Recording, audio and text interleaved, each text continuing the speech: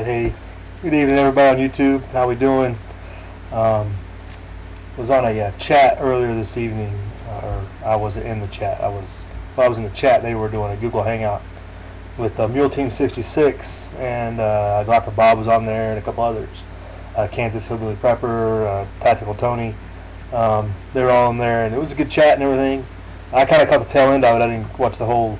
I guess we went a whole 2.5 hours. I didn't watch the whole thing, but pretty good topics. Good job by them. But some topics started coming up, and started commenting on some things, and I just wanted to clarify, I guess, and I guess clear my mind. And some other things that popped up on the radar at the end of the chat that I was watching on some of the news and stuff, and I was about ready to blow up, I think.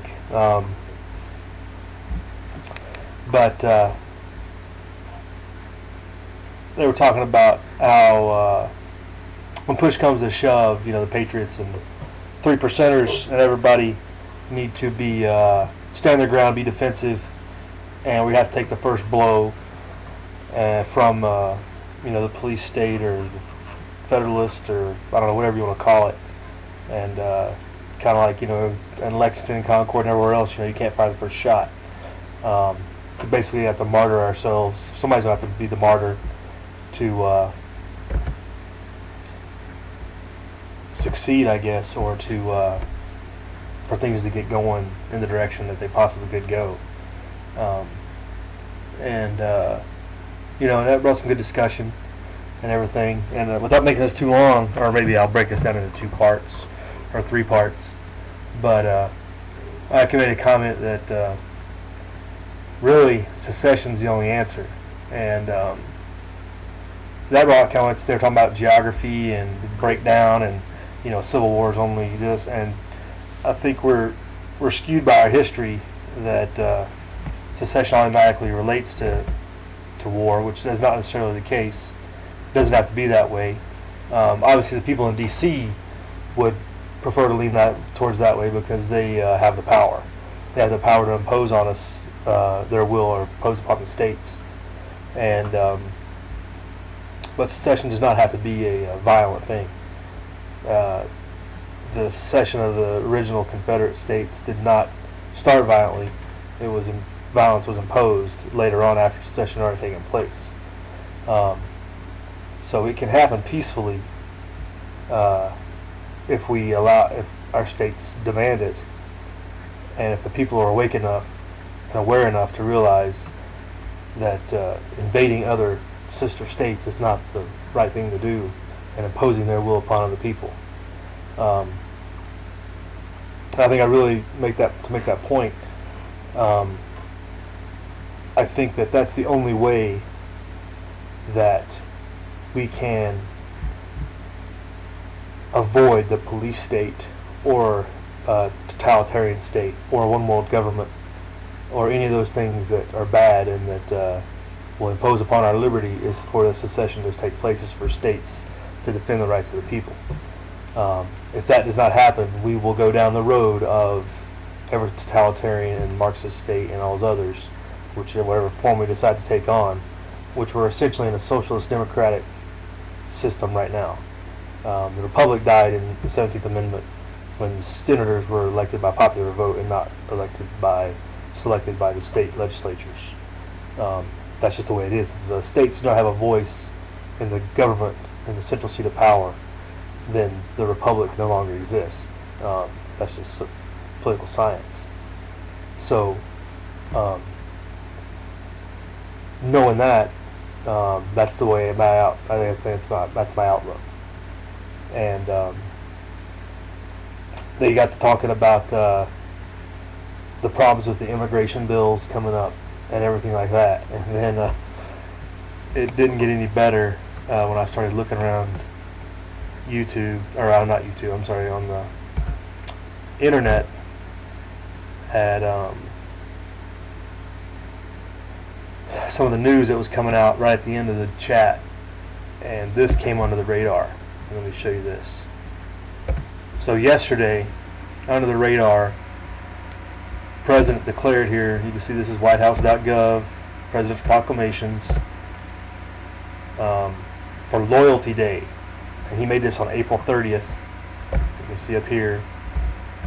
And it was declared the proclamation of the President, Loyalty Day for the people of the United States. May the 1st is Loyalty Day. And if you know anything about history, you know May the 1st has nothing to do with the United States, the Republic, liberty, or anything else. It is not associated with the traditions of this nation whatsoever. It has a deep history in the socialist Marxist train of thought. Labor unions have used it deeply to organize workers' marches and things like that. You can look up anything here. Here's a tab. Marxist.org. Fight for a shorter work day. Origin of May Day. They proudly proclaim it as a struggle for a shorter work day and a major political significance for the working class. Everybody knows that classes were designed and created by the Marxist train of thought, the class system.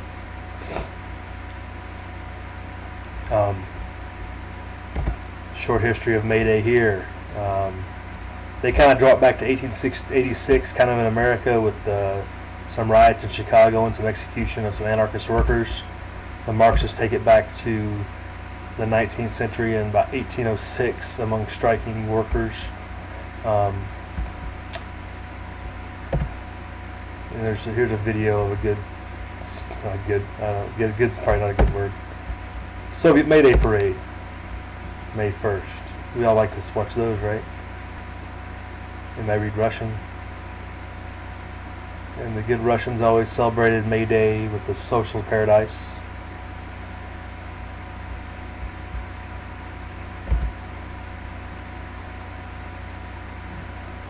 And I think we've all seen the pictures of that.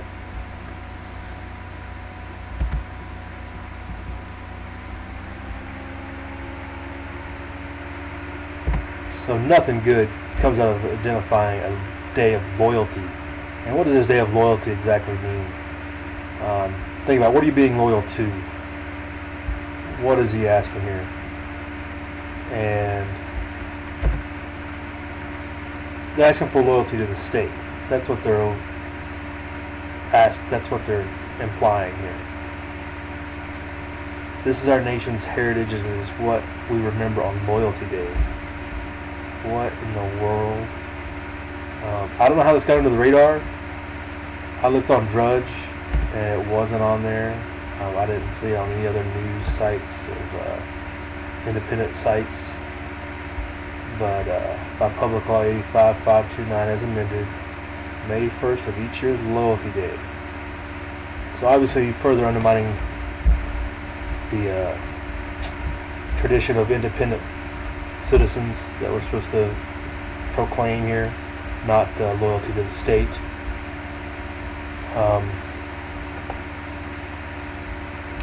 And like I've already said, the Republic's dead. We talked about here about displaying the flag with Pledge Allegiance to the Republic, which it stands. Pretty disgusting stuff. So, good to know. I mean, further implementation of, a central controlled state. Go check it out. It's, nothing good there. So that's going on, and so that's kind of my thoughts on some of the stuff going on. And that room chat was really good, and I wasn't in it, and I just wanted to kind of talk about that. I didn't have a chance to talk to them directly, but I wanted to explain what I was talking about. And I made the comment that America will be divided up either by the bankers or by the Chinese or in other foreign nations if secession is not the route we go, because we cannot look to D.C. and to Washington to expect to save us from our current position. They are completely controlled and bought out. The Federal Reserve runs everything that we do.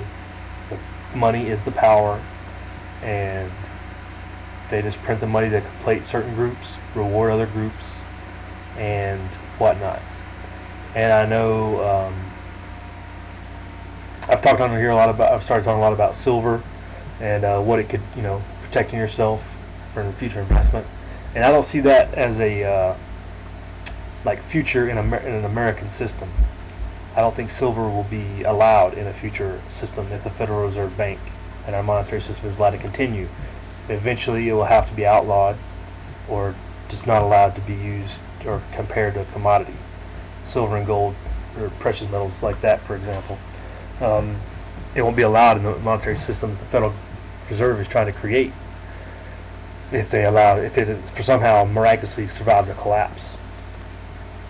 And if a collapse comes and the states don't take control of themselves, then obviously the parceling up will happen somehow for the total control of an oligarchical system or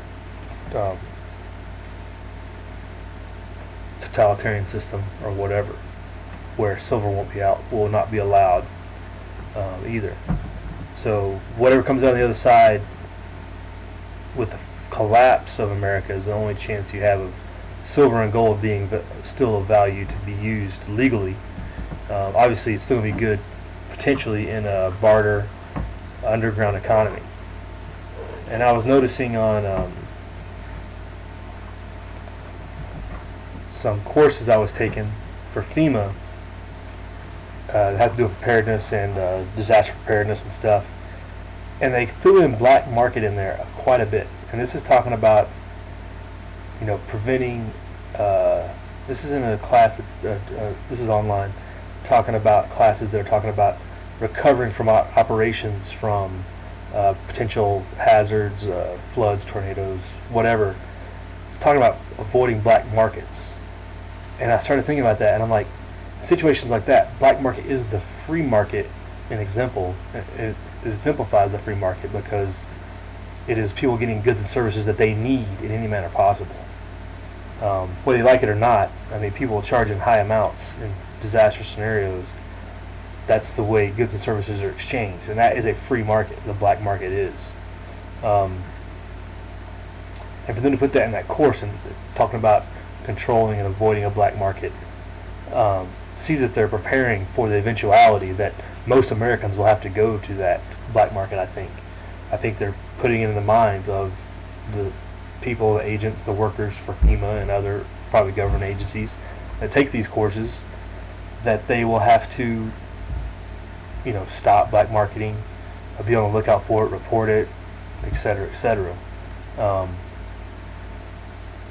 that's not a good sign either, because if it's an emergency and you've got somebody else needs and they're willing to pay for it, the government is looking to step in and stop that simply because it's not through a formal system of economic system, whatever set up.